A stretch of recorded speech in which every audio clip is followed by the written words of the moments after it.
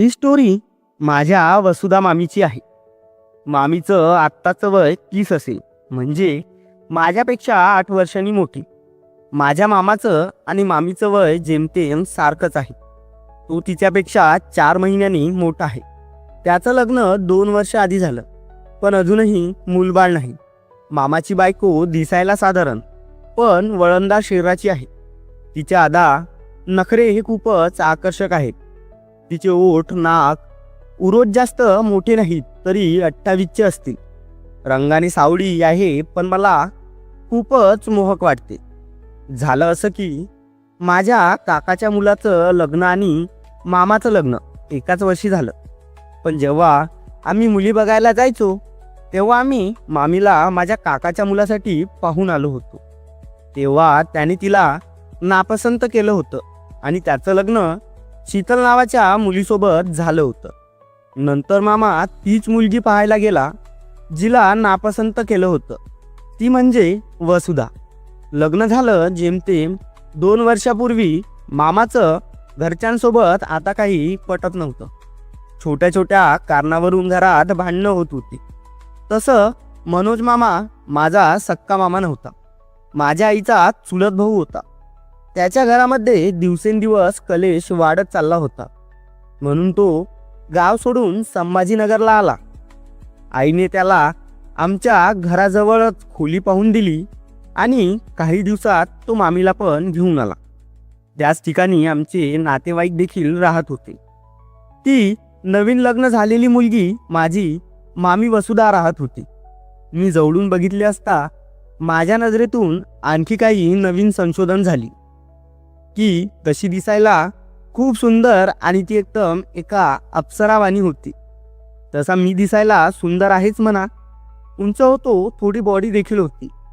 तर वसुधा जेव्हा लग्न करून माझ्या घराशेजारी आली तेव्हा मी तिला पाहताच वेडा झालो आणि ती मला खूप आवडू लागली होती. ती होतीच एवढी सुंदर. नवीन नवीन ती एवढं काही बोलत नव्हती. ती घरी एकटी असल्यामुळे आमच्याकडे जास्त यायची.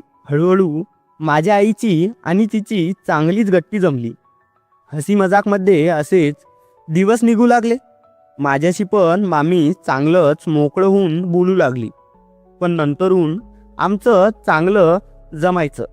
तर एका दिवशी ती आमच्या घरात आली होती आणि तिला काहीतरी हवं होतं. तर तिने आवाज दिला तर घरी कोणीच नव्हतं. मी एकटाच होतो आणि ती वेळ दुपारची होती. गल्लीतही कोणी नव्हतं.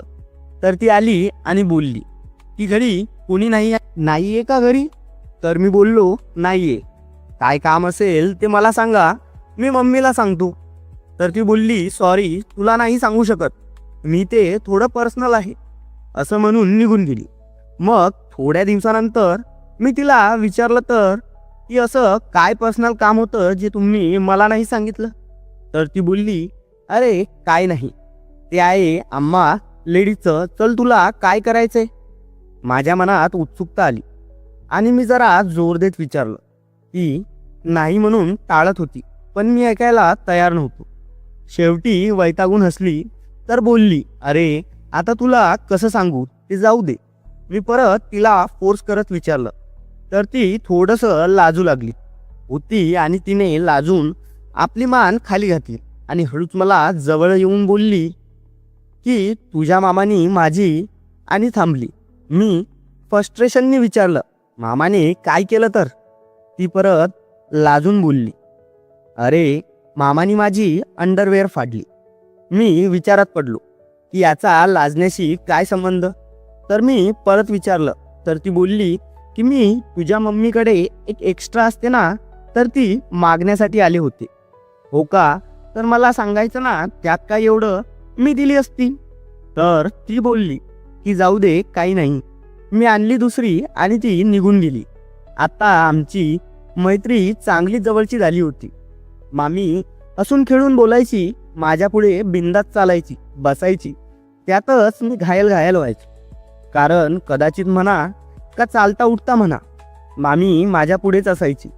त्यामुळे मला सगळा आकार, सगळं लहान सहान आढळून यायचं. ती निघून गेल्यावर मी थोडा विचार केला. मग मला समजलं की काय विषय आहे तो. की मामा असं का वागले असते.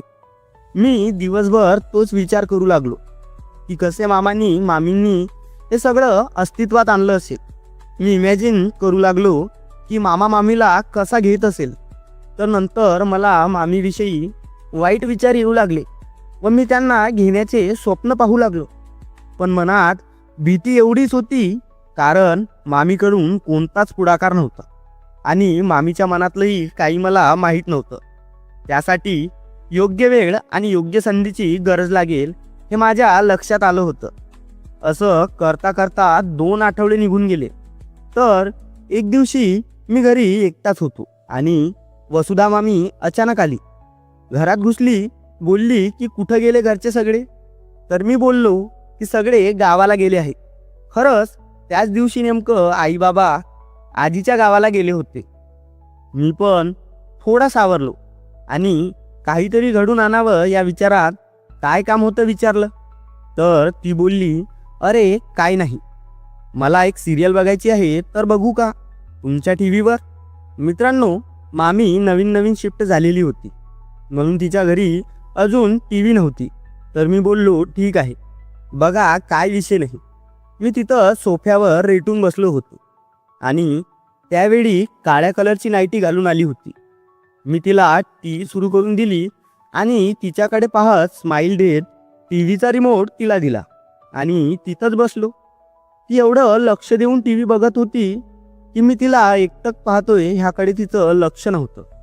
इथं धन्यवाद करावा त्या नाईटी बनवणाऱ्याला, ज्याने एवढी तेवढी पारदर्शक बनवली. थोड्याच वेळात आवाज आला. पाणी गरम झालं होतं. नाईलाजाने मी नाक मुरडत उठलो, गिझर बंद केला आणि मी माझ्या अंघोळीला गेलो. ती टी व्ही पाहत होती तर मी अंघोळ करून बाहेर आलो. मी कपडे घालत असताना तिची नजर माझ्यावर पडली. तसं ती तोंड पुढे टी व्हीकडे करून हसू लागली. तर मी विचारलं, अहो मामी काय झालं, काय हसताय. तर ती बोलली की काही नाही, मला माझ्या शॉर्ट पॅन्टची आठवण आली, ती पण अशीच फाटली. मी तिला विचारलं की पण कशी काय फाटली. तर ती बोलली की मामाने फाडली. मी बोललो ते आहे, पण कशी ते सांगा. तर ती लाजली आणि बोलली की मी नाही सांगू शकणार. मी बोललो हे असे नाही चालणार, सांगावे तर लागणार.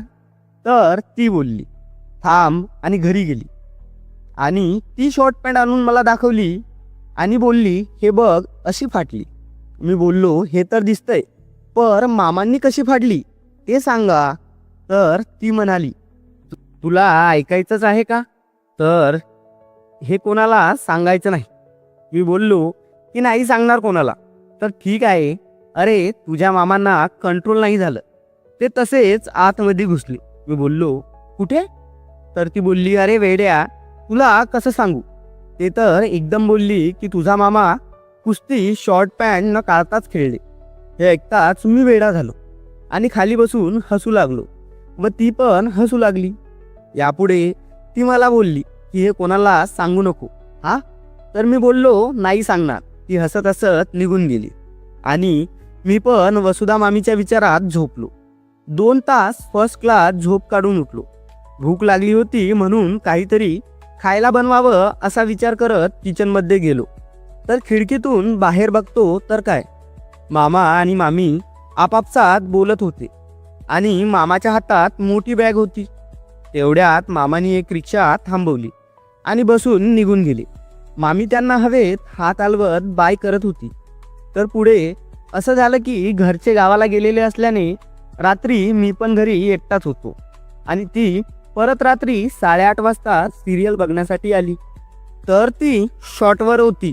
ती आली आणि बोलली मला सिरियल बघायची आहे. तर मी बोललो की ओके काही नाही बघा. ते सिरियल बघत होती आणि मी तिला. पण आता थांबणं शक्य नाही, काहीतरी संवाद साधल्याशिवाय रस्ता सापडणार नाही. म्हणून तर ती सिरियल बघत असताना मी बोललो मामी तुम्हाला खूप त्रास झाला असेल ना. तर ती बोलली हो ना रे, पण काय करतो, करावं लागतं सहन. नवरा म्हटलं की गप्प बसावं लागतं.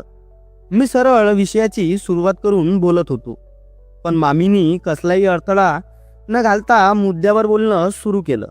म्हणून माझा आत्मविश्वासही वाढला मग मी म्हणालो, मामी मामा तर बाहेर गेलाय ना कुठेतरी? तर ती बोलली, हो रे, ते येणार आहे पण अजून 4 दिवसांनी. तर मी मुद्दामून बोललो, मग तुम्हाला आराम आहे तर? तर ती बोलली, हो ना, सध्याला आराम आहे. मी बोललो, मामी मामांनी तर आता दररोजची सवय लावली असणार ना, करमते का मग तुम्हाला आता असं एकटं? तुला म्हणायचं काय आहे नालायका? आज का तू हे असले विषय घेऊन बसला आहे बोलायला? असं बोलून ती गप्प झाली. मला इच्छा होऊ लागली होती.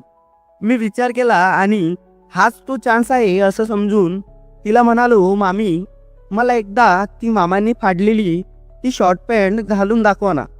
तर माझ्याकडे रागाने बघत म्हणाली, सांगितलेलं समजत नाही का तुला? मी रडकं तोंड करत गाल फुगून बसलो. तर मामी हसली, हळूच माझ्याजवळ आली. मामी बोलली, नको, मला लाज वाटते ती घालायला. तर मी बोललो, काय त्यात एवढं? तर ती बोलली, ठीक आहे, पण तू मागे पलट. मी मागे फिरलो आणि मामींनी शब्द पाळला. जे बोलली तशी वागली. मी मागे जसा वळलो तसा मला घामच फुटला. मी घाबरलोच, पण जरा सुखावलोही. लक्ष देता लक्षात येत होतं की खरंच मामांनी ती शॉर्ट पॅन्ट जरा जास्तच फाडली. 9 वाजले आणि सिरियल संपली. मामी म्हणाली, बघ बाळा, तू हट्ट केलास म्हणून मी तुला पॅन्ट घालून दाखवली. आता हे कोणाला सांगू नकोस, नाहीतर मला हकलून देतील घरातून. एवढं म्हणून निघून गेली. आता मी कुठं थांबणार आहे? मी सरळ बाथरूममध्ये जाऊन वसुधा मामीच्या नावावर माझं 1 2 3 4 काम उरकलं आणि बाहेर येऊन झोपलो. मी सकाळी उठलो आणि सजून धजून वसुधा मामीची वाट बघत बसलो, पण मामी आलीच नाही. सिरियल बघायला ही नाही. मी किचनच्या खिडकीतून जाऊन बघितलं तर मामी अंगणात कपडे धुवत होती. मी दिवसभर वाट बघितली, पण वसुधा मामी काही आली नाही. मनात विचार यायला लागले की माझी वागणूक मामीला आवडली नाही का, किंवा तिनं आईला सांगितलं तर? झालेले कृत्य न विसरता पुढील 2 दिवस कसे घालवले ते मलाही माहीत नाही. हे सगळं झाल्याच्या 3ऱ्या दिवशी वसुधा मामीचा मला मेसेज आला आणि विचारलं की ते त्या दिवशी जे घडलं ते तू कोणाला सांगितलं तर नाही ना. चला, माझ्या जीवात जीव आला आणि मेसेज पाहून आनंदही झाला. मी लगेच रिप्लाय केला, नाही का, काय झाले? त्यावर मामीचा मेसेज आला, अरे काही नाही. मी सहज विचारलं. मी म्हणालो, हो का, काय मग आज काय विशेष आहे? आज मग मामा येणार आहेत परत, मग काय रात्रभर सिरियल बघा. मामी म्हणाली, नाही रे नालायक, कुठला काही पण बोलतो. मी लगेच बोललो, मामी एक विचारू का? मामी म्हणाल्या, विचार ना. मामी, मला तुम्ही खूप आवडता. तुम्हाला बघितलं की बघतच राहावं वाटतं. मी सगळं सरळ सरळ बोलून गेलो. मामीचा लगेच रिप्लाय आला, तू हे काय बोलतोस? मामी आहे मी तुझी. अरे कोणाला माहीत झालं तर काय होणार कळतंय का तुला? मला आता तुझा राग येतोय. तू आता काहीच बोलू नको, आता चल बाय. तर मामी असं बोलून ऑफलाईन गेली. मी थोडा नर्वस होतो आणि मला एकच भीती, मामीनी मामाला सांगितलं तर? मग मी आणि मामी 3-4 दिवस बोललोच नाही. मामी तर मला रागातच बघायची आणि मामी दिसल्यावर मी मान खाली करून चालायचो. नंतर एका दिवशी मामींनी अचानक मला फोन केला आणि मला घरी बोलावलं. मी त्यांच्या घरी गेलो. घरी गेल्यावर मामींनी मला तिच्या रूममध्ये बोलावलं. मामी म्हणाली, अरे विशू, मला थोडी हेल्प हवी होती. मी हो मध्ये मान हलवली. म्हणालो, बोला ना, काय हेल्प हवी? मामी उठून उभी झाली, बोलली, अरे काही नाही, मला सूटकेस काढून दे ना, ती थोडी उंच ठिकाणी आहे तर माझा हात पोहोचत नाही. मी म्हणालो, ठीक आहे, कुठं आहे सांगा. मामी म्हणाल्या, ते बघ कपाटाच्या वर आहे, कोपऱ्यात आहे. मी बघितलं पण ती सूटकेस खूपच वरती ठेवलेली होती, म्हणून मी मामीला एक स्टूल किंवा खुर्ची आणायला सांगितली. तर मामींनी लगेच मला एक स्टूल आणून देत म्हणाली, घे हा स्टूल, चालेल का बघ? मी म्हणालो, हो चालेल. मग मी तो स्टूल घेऊन ती सूटकेस काढली आणि मामीला दिली. मामी ती घेऊन दिवाणावर बसली. सूटकेस उघडून काहीतरी शोधत होती. मी मामीला बोललो की मी जातो, तर मामी म्हणाली, अरे थांब, मला परत नाही ठेवता येणार ही सुटकेस. बरं म्हणून मी खिशातून मोबाईल काढला आणि तिथंच एका कोपऱ्यात मोबाईल बघत बसलो. मामीकडे वर पाहायची माझी काही हिंमत होत नव्हती. पण मी इथं आल्यापासून मामी माझ्याशी अशा प्रकारे बोलत होती जसं काही घडलंच नाही. मी जे पण बोललो ते विसरून मामी माझ्याशी आपुलकी आणि प्रेमाने बोलत होती. अचानक मामी मला म्हणाली, अरे ऐक ना, हे बघ ना, मी ह्यातून कोणती शर्ट पॅन्ट घालू बरं सांग. मी मामीचं हे बोलणं ऐकून थोडा शॉक झालो. मी गप्पच, तर मामी परत म्हणाली, अरे हे बघ किती कलर आहेत, तुला कोणता कलर आवडतो ते सांग. मी बघितलं तर त्यामध्ये 4 कलर होते. तर मला लाईट पिंक आवडतो आणि हा छानही आहे. अच्छा, तर मलाही आवडतो, असं म्हणत मामी पुढे मला बोलू लागली की अरे ते शॉर्ट पॅन्ट तुझ्या मामांनी फाडली ना, त्यामुळे नवीन काढत आहे बाहेर वापरण्यासाठी. बरं तुला पिंक आवडली का? मी मान खाली घालूनच हो म्हटलं. वसुधा मामी म्हणाल्या, ओके, पण विशू, या शॉर्ट पॅन्टची साईज मला थोडी ठीक नाही वाटत, मी एकदा घालून बघू का? मी लगेच हो म्हटलं. मामी मला तर आतून हेच हवं होतं. मामी म्हणाली, थांब, ही मी घालून दाखवते. पुढे सर्व मामींनी बाजू सांभाळली. मी तर बघतच राहिलो. माझ्या काळजाचे ठोके वाढू लागले, मला घाम येऊ लागला. मी जीवनात पहिल्यांदा हे सगळं पाहत होतो. मला तर सर्व एक स्वप्न वाटत होतं. मी एकटक पाहत होतो. पुढच्या क्षणी मामींनी मला विचारलं, अरे काय बघतोस असं? मी अचानक चकित होऊन मामीकडे बघितलं. तर मामी मला बोलली की अरे तू कधी असं कोणाला पाहिलं नाही का? मी म्हणालो, नाही मामी, कधीच नाही, आणि तुमच्यासारख्या बाईला तर कधीच नाही. काय दिसता मामी, तुम्ही एकदम अप्सरा. मामी माझे हे बोलणे ऐकून आनंदी झाल्या. मामी 2 मिनटं थांबा ना, मला एकदा थोडं जवळून बघता येईल का प्लीज? मामी, मी विनवणी करू लागलो. पण मामी म्हणाली, अरे हे काय, आता कोणीतरी येईल, नको. मी कुठं काही ऐकणार होतो का? माझं आपलं विनवणी करणं चालूच होतं. मामी, नाही येत कोणी, प्लीज एकदाच थोडा वेळ प्लीज. त्यावर मामी म्हणाल्या, ठीक आहे, पण एकदाचा हा. मामी माझ्या थोड्या जवळ आली आणि बघ म्हणाली. जेव्हा मामी जवळ आली तेव्हा माझा छोटा राजन मान वर करून पाहू लागला होता. जवळून तर खूपच छान दिसत होती. असं वाटत होतं की लगेच माझे ओठ त्या ठिकाणी नेऊन एकदा तरी माझ्या जिभेचा स्पर्श करावा. मी हा विचार करतच होतो. तेवढ्यात मामी बोलली की बस, आता खाऊन टाकशील का? मी मला बोललो की मामी, मला एकदाच हात लावून बघायचं आहे.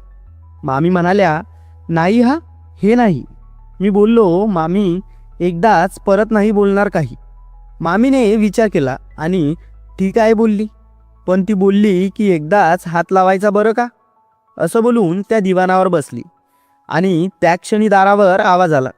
आम्ही पटकन आवरावर करून मामी दरवाजा उघडायला गेली आणि मी आतल्या रूममध्ये जाऊन लपलो काय, खिडकीतून उडी मारली आणि सरळ घरी पळत आलो. मी मामा असतील या विचाराने घाबरलो होतो. पण 2-3 तासातच वसुधा मामीनी मेसेजमध्ये सांगितलं की त्यांची बहीण आली आहे गावावरून, लता. तिला मी बघितलं नव्हतं, पण मामा नव्हते हे ऐकून मी सुखावलो. माझे आई बाबाही परत आले होते गावावरून आणि आता ही लता तिथं आली. आता कसली मिळणार संधी, म्हणून मला सर्वीकडे निराशा दिसू लागली होती. नाईलाज होता. दुसऱ्या दिवशी सकाळी 11 वाजता मला एक फोन आला. मामांनी मला त्यांचे महत्त्वाचे कागदपत्रे घेऊन बोलावलं, ते जिथे काम करतात तिथं. मग मी ते घेण्यासाठी त्यांच्या घराकडे गेलो होतो. दार वाजवलं. मामीच्या बहिणीने दार उघडलं. मला पाहून शॉक लागल्यासारखं झालं. लता तर दिसायला वसुधा मामीपेक्षाही सुंदर होती. गावात राहून शेतात काम करून अंग कसलेलं होतं. मी तर तिला पाहतच राहिलो. ही तिच्या लक्षात येताच तिने मामीला आवाज दिला. मामी आली आणि तिनं कागदपत्रे दिली आणि मी कागदपत्र घेऊन मामाकडे गेलो. तो दिवस मला काही वाटला नाही, पण मुळात त्याच दिवसापासून या खऱ्या खेळाची सुरुवात झाली. कारण मामा सकाळी आमच्याकडे आईला भेटायला आला आणि आईला बोलला की ताई, मला 8 दिवसासाठी कंपनीच्या कामासाठी जायचं आहे, तर वसुधाला काही लागल्यास मदत कर. आईनी हो म्हटलं आणि मामाला रवाना केलं. संध्याकाळी मामाला सोडायला स्वतः मी बस स्टॉपला गेलो. त्याला गाडीत बसवलं. त्यांनी वापसीत मला काही सामान घेऊन दिलं होतं, ते मामीला द्यायला सांगितलं होतं. मामाला सोडून मी घरी मामीला सामान द्यायला आलो. दरवाजा उघडाच होता. आतून दोघी बहिणीच्या गप्पा ऐकू येत होत्या. मी तिथंच दरवाजाचा कोपरा धरून उभा झालो, जिथं मला सगळं स्पष्ट ऐकू येईल. तेवढ्यात मामीची बहीण लता दिदी म्हणाली, सकाळी आलेला तुला बघायला आला होता ना? हो ग, पण आता काय त्याचं?